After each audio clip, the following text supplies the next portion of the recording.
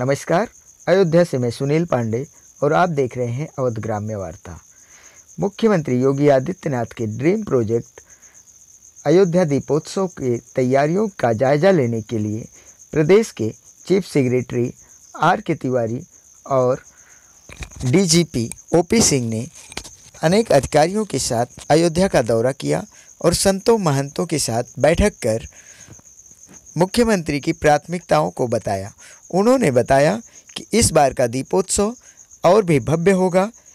इस दौरान अयोध्या में 2 लाख से अधिक दिए जलाए जाएंगे और इस दौरान सुरक्षा की चाक चौबंद व्यवस्था की जाएगी। जल पुलिस, थल पुलिस और वायु में भी निगरानी रखी जाएगी। उन्होंने बताया कि किसी भी प्रकार की सुरक्षा संबंधी चूक नहीं होगी और इसका पूरा ध्यान रखा जाएगा।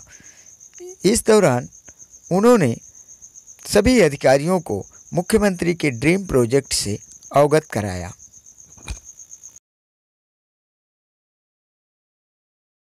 जो है पूरे प्रदेश में और यहाँ के लोगों में विशेषकर एक है कि हम लोग इसको बहुत ही भव्य रूप से दीपोत्सव मनाएंगे और इसके लिए सुरक्षा के चाक चौबंद सभी किए जाएंगे। आप जानते हैं कि अयोध्या हमेशा एक हाई अलर्ट जोन रहा है और यहाँ पे हम रिवर के ऊपर, लैंड के ऊपर, वायु के ऊपर, सभी के ऊपर हम लोग ये नज़र रखेंगे कि कोई असामाजिक तत्व इसमें कोई विघ्न न पैदा करे। और साथ ही साथ जैसा कि चीफ सेक्रेटरी साहब ने कहा, ये पीपल्स मूवमेंट की तरह होगा। जितने भी सरकारी संस्था हैं, प्राइवेट संस्था हैं, लोग हैं, थाने हैं, बल्कि हम थानों को भी अपील कर रहे हैं कि वो भी अपने दिए जलाएं अपने प्रांगण में।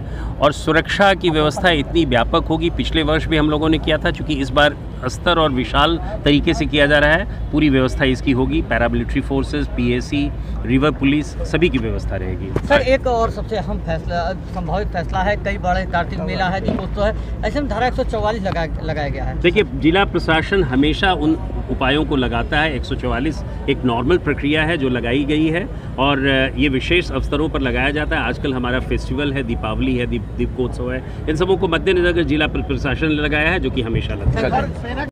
अयोध्या मंडल की खबरों से अपडेट रहने के लिए अवध ग्राम्य वार्ता चैनल को सब्सक्राइब जरूर करें और सारे नोटिफिकेशन पाने के लिए घंटे वाली बटन जरूर दबाएं। 94 54 83 48 95 पर आप अपनी खबरों को व्हाट्सएप कर सकते हैं।